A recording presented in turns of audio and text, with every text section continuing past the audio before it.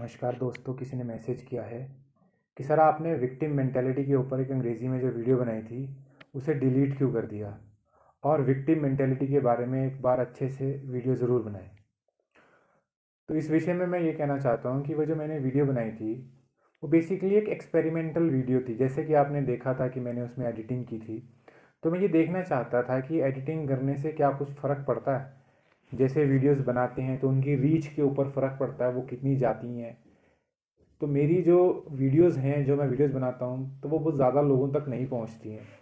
तो वो मैंने एक एक्सपेरिमेंट के तौर पे देखा था कि कितने लोगों तक वो वीडियोस पहुँचती हैं अगर थोड़ा उसमें डायनामिक इफेक्ट डाल के वीडियोस बनाई जाएँ। तो मुझे कोई अंतर नहीं दिखाई दिया। जैसे मैं नॉर्मल वीडियोस बनाता हूँ वैसे ही वो वीडियोस चली, कुछ ज़्यादा नहीं है। तो मुझे कुछ फ़र्क नहीं लगा। तो वो एक एक्सपेरिमेंटल वीडियो ही थी, इसलिए मैंने वो डिलीट कर दी। दूसरा, आपने जो कहा है कि विक्टिम मेंटेलिटी के ऊपर बताइए, तो देखिए, विक्टिम मेंटेलिटी वैसे अपने आप में एक गलत शब्द ही है, क्योंकि विक्टिम मेंटेलिटी कोई खुशी से नहीं होती है।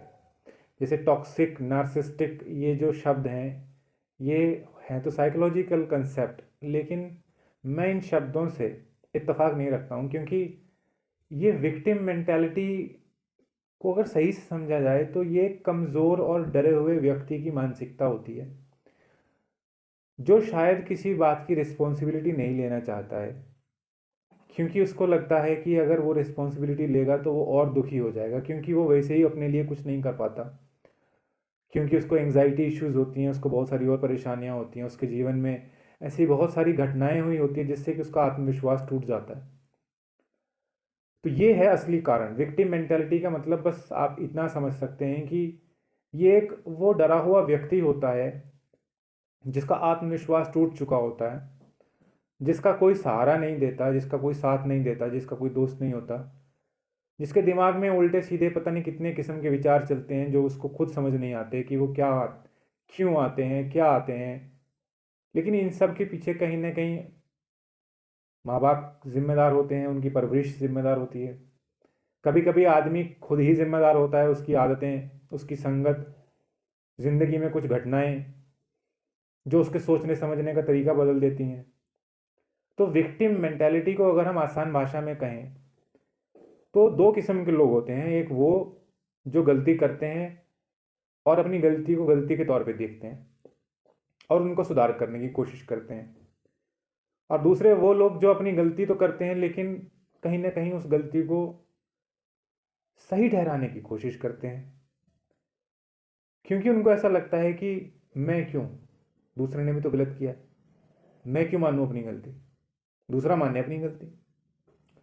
तो इसके पीछे जो कारण होते हैं वो ये एक कारण ये हो सकता है कि वो गहराई से चीज़ को सोचते नहीं है, देखते नहीं है, शांत मन और बुद्धि से समस्या का अध्ययन नहीं करते हैं।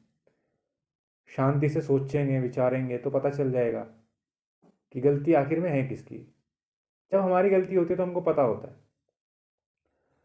तो जो व्यक्ति जानबूझकर अपनी गलतियों को नज़रअंदाज करता है उसको ही कहा जा सकता है कि ये विक्टिम मेंटेलिटी का शिकार है, जानबूझकर। क्योंकि अगर हम अपनी गलतियां मान लेंगे तो फिर कहीं ना कहीं हमको बोझ लगने लगता है, हमको बुरा लगने लगता है, जो हम महसूस नहीं करना चाहते। हम अच्छा महसूस करना चाहते हैं।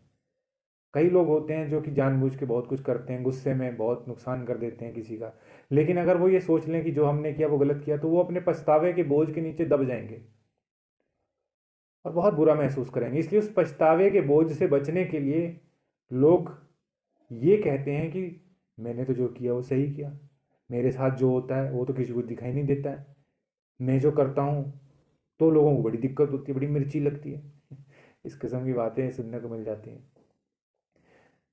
विक्टिम मेंटेलिटी का जो आदमी है कभी किसी चीज़ की जिम्मेदारी नहीं लेता है, क्योंकि जिम्मेदारी ले लेगा तो मुसीबत हो जाएगी, फिर वही दिक्कत, गिल्टी, वो एक गिल्ट ट्रिप में फंस जाता है। लेकिन जो लोग इस मानसिकता में रह जाते हैं वो ज़िंदगी में कभी तरक्की नहीं कर सकते। वो किसी के साथ दोस्ती नहीं कर सकते। वो अपने, अगर शादीशुदा हैं तो अपनी शादी को ख़राब कर लेंगे, क्योंकि वो हमेशा अपनी पत्नी की या पति की गलतियाँ निकालते रहेंगे। अपनी कभी गलती की अकाउंटेबिलिटी, रिस्पॉन्सिबिलिटी, जिम्मेदारी कभी लेते नहीं है। बस सरल शब्दों में कहें तो विक्टिम मेंटेलिटी वो आदमी होता है जो कभी भी अपने आप को गलत नहीं समझता किसी भी हालत में। वो अपनी गलती देखना ही नहीं चाहता है। ऐसा नहीं कि वो देखना चाहते हैं, देखना ही नहीं चाहता। जो मैंने कहा वो सही, जो मैंने किया वो सही, अंतिम सत्य, बात खत्म। वो है भारी विक्टिम मेंटेलिटी के शिकार। उनका कोई हल नहीं है। बस यही होती है विक्टिम मेंटेलिटी। बहुत खतरनाक होती है विक्टिम मेंटेलिटी। विक्टिम मेंटेलिटी से बचना चाहिए, क्योंकि जो आदमी विक्टिम मेंटेलिटी के शिकार है ना, वो कभी अपने आप में सुधार करेगा ही नहीं, कभी करता ही नहीं है। उसे ज़रूरत ही नहीं है। उसको लगता है कि मैं तो गलत हुई नहीं, गलत तो लोग हैं, सुधार तो लोगों को करने की ज़रूरत है, मुझे थोड़ी है। तो ऐसे लोगों से कुछ उम्मीद नहीं की जा सकती। और ऐसे लोग ही बाद में जाके टॉक्सिक हो जाते हैं। नार्सिस्टिक जिसको बोलते हैं, यही लोग होते हैं टॉक्सिक। मतलब हम तो गलत हैं ही नहीं, हम तो ठीक है, जो गलती हो आप में, चेंज योरसेल्फ। ऐसे लोगों का ना कोई दोस्त होता है। जो भी होते हैं वो धीरे धीरे परहेज़ करने लग जाते हैं, दूरी बनाने लग जाते हैं। छोड़ो यार, उल्टा सीधा बोलता रहेगा, लड़ पड़ेगा, फिर गलती भी हमारी निकाल देगा, छोड़ो। क्योंकि हम सब मतलबी होते हैं। कुदरत ने बनाई हम सबको मतलबी है। जहाँ से हमको सुख मिलता है हम वहाँ चले जाते हैं। जहाँ से हमको दो गालियाँ मिलती हैं हम वहाँ से दूर हो जाते हैं। हम प्यार भी वहीं पे करते हैं, और तब तक करते हैं जब तक हमको प्यार मिल रहा है, इज्जत मिल रही है। जहाँ हमको कोई थोड़ा सख्त लहजे में कुछ बोल दे तो हमको फिर उससे प्यार हमारा डाउन हो जाता है। तो व्यक्ति कुदरत ने बनाया ही ऐसे है कि उसको जैसे ठीक लगता है वो वैसे चलता है। कोई किसी की ज़रूरत नहीं है। ज़रूरत तब तक ही है जब तक हमारी ज़रूरतें उससे फुलफ़िल हो रही हैं, चाहे वो इमोशनल हो चाहे फाइनेंशियल हो। ये कड़वा सत्य है, यही मनोविज्ञान का आधार है। अगर किसी का मनोविज्ञान समझना हो तो उसके सेल्फ इंटरेस्ट को समझो सबसे पहले, उसको तुमसे मिल क्या रहा है। तो बस यही, अगर उसको वो मिल रहा है जो वो चाहता है तो वो टिकेगा, नहीं तो वो चले जाएगा। तो बस यही है मनोविज्ञान विक्टिम मेंटेलिटी का, कि हमेशा दूसरों में ही गलती निकालनी है, खुद को कभी देखना ही नहीं है। और ये लोग वही होते हैं जो ज़्यादा गहराई से सोचते नहीं है, चीज़ों को समझते नहीं है। पेशेंस की कमी होती है। सारा दिन उलझे रहेंगे लोगों में, कभी अकेले में बैठ के सोच विचार नहीं करते हैं। जब थोड़ा वक्त अकेले मिलते तो मोबाइल पकड़ के वीडियोस देखने लग जाएंगे। पुराने ज़माने में लोग टीवी देखने लग जाते थे, उससे पुराने ज़माने में लोग बाहर निकल जाते थे, लोगों से बातचीत करने लग जाते थे। मतलब खाली नहीं बैठना, सोचना नहीं है। लेकिन जब जो भी व्यक्ति विक्टिम मेंटेलिटी से बाहर निकलना चाहता है, वो अकेले बैठे दिन में कम से कम आधा घंटा और सोचे कि क्या कर रहे हो भाई लाइफ में। करना क्या है। कहाँ देखते हो खुद को 5 साल 10 साल बाद जीवन में। 5 साल बाद 10 साल बाद तुम्हारे सामने ये सिचुएशंस नहीं होंगी, ये लोग नहीं होंगे जो तुम्हारे आसपास होंगे। ये लोग नहीं होंगे, ना यार दोस्त होंगे, ना रिश्तेदार होंगे। कितने खत्म हो चुके होंगे, कितने नए आ चुके होंगे, मतलब कितने नए बच्चों का जन्म हो चुका होगा। कहाँ देखते हो। और उस 5 साल की 10 साल की तैयारी कब शुरू करोगे। अगर नहीं करोगे तो बर्बाद हो जाओगे। तो तब आपको लगेगा कि अरे मैं कहाँ हूँ, मैं क्या कर रहा हूँ, क्या कर रही हूँ मैं। हमेशा वक्त ऐसे नहीं चलेगा।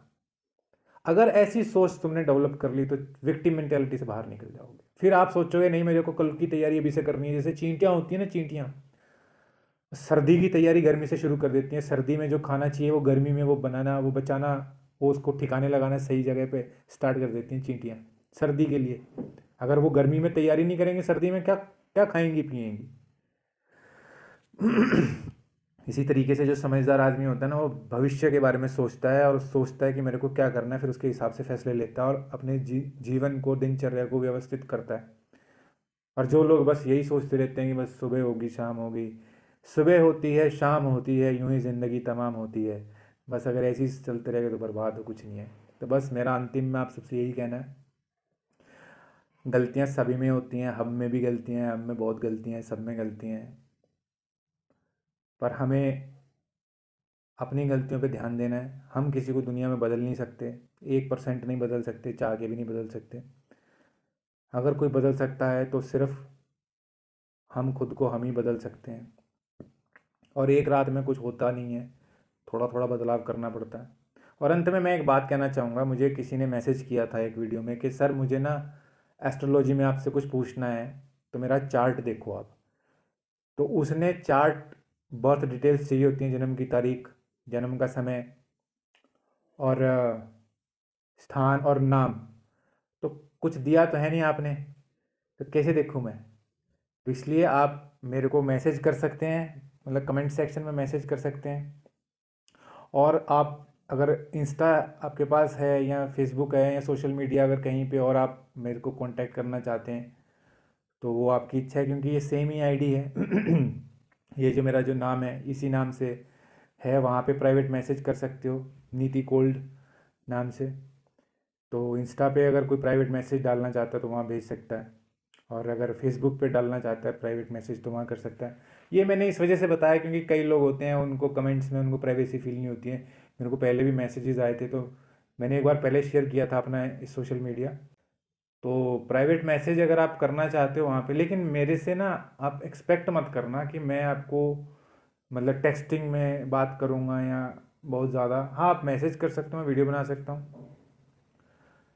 क्योंकि कई बार क्या होता है कि लोग मैसेज करते हैं हाय हेलो बस, उसके बाद कुछ नहीं करते। आप अपना सवाल करो उस पर, जो भी आपकी प्रॉब्लम है वो खुल के आप पर्सनल लेवल पे जाके जो भी बात करनी है खुल के आप मैसेज कर सकते हो, कोई दिक्कत नहीं है। लेकिन आप ये मत सोचो कि मैं बात करूंगा फिर हम कम्युनिकेशन करेंगे फिर मैं आपको वहाँ पे काउंसलिंग करूंगा, वो उसमें टाइम कंज्यूमिंग है, वो सब नहीं हो पाता है। उसके लिए बहुत टाइम चाहिए होता है, इतना टाइम नहीं होता है। तो और फिर वो भी हो जाता है कि जिस टाइम मैं खाली हूँ उस टाइम आप नहीं, आप खाली हो उस टाइम मैं नहीं। तो बात इसलिए मैंने सोचा बता दूँ कि आप अपनी समस्या, प्राइवेट है वैसे नहीं है तो कमेंट्स में, यहीं पे कमेंट्स में डाल दो। प्राइवेट है तो मैंने बता ही दिया सोशल मीडिया आपको, वहाँ पे कर सकते हो आप मैसेज, मेरे को कर दिया और मैं उस पर वीडियो बना दूंगा अगर मुझे कुछ समझ में आया। लेकिन बातचीत करने के पर्पज़ से मत करना कि हेलो बोल दिया, हाउ आर यू और सर कैसे हो और बताओ, ये लंबी बातें वो मैं नहीं कर पाऊँगा, इतना टाइम होता नहीं है। तो बस ये सुविधा मैंने सोचा इसलिए बता दूं ताकि बातचीत करने मतलब मैसेज वैसेज करने, कुछ पर्सनल प्राइवेट बातें होती हैं कुछ लोग पब्लिकली शेयर नहीं करना चाहते, तो उस तरीके से आप कर सकते हैं। तो नीति कोल्ड इंस्टा पे, नीति कोल्ड ही इस पे है, फेसबुक पे है, और बाकी जैसे आपको मैसेज करना चाहें आप कैसे कर सकते हैं, कोई दिक्कत नहीं है। और किसी भी तरीके का कोई भी सवाल पूछना चाहें कोई दिक्कत नहीं है, कोई यहाँ पे झिझकने वाली बात नहीं है। और अगर एस्ट्रोलॉजी से संबंध में कुछ कोई पूछना चाहता है तो अपनी बहुत डिटेल्स पूरी दे, और फिर मेरे को जो ठीक लगेगा उसके उस तरीके से मैं वीडियो बना दूंगा अगर मुझे कुछ समझ में आया तो। Thank you.